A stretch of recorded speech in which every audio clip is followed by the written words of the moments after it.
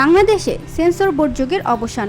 দীর্ঘদিনের আন্দোলন আর দাবি দেওয়ার পর অবশেষে গঠিত হলো বাংলাদেশ চলচ্চিত্র সার্টিফিকেশন বোর্ড। রাজনৈতিক পট পরিবর্তনের পর 17 সেপ্টেম্বর পুনর্গঠন করা হয় এই বোর্ড। আর মাত্র 10 মাসে সনদ পেয়েছে 94টি চলচ্চিত্র।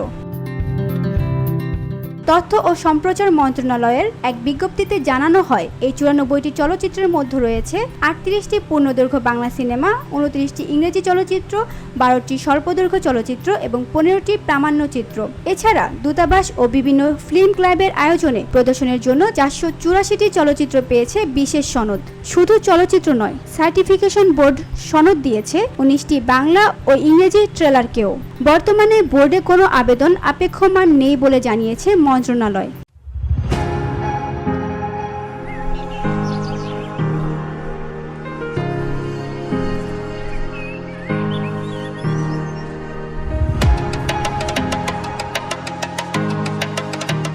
নতুন এই ব্যবস্থায় চলচ্চিত্র প্রদর্শনের পথ যেমন সহজ হয়েছে, তেমনি মুক্ত চিন্তার দিগন্ত আরও প্রসারিত হয়েছে বলে মনে করছেন চলচ্চিত্র কর্মীরা। চলচ্চিত্র শিল্পের স্বার্থে এটি একটি বড় পদক্ষেপ বলে মনে করছেন সংশ্লিষ্টরা। তাদের আশা, এই ধারাবাহিকতা বজায় থাকলে দেশের চলচ্চিত্র শিল্প পাবে নতুন গতি। VOD Bangla news desk.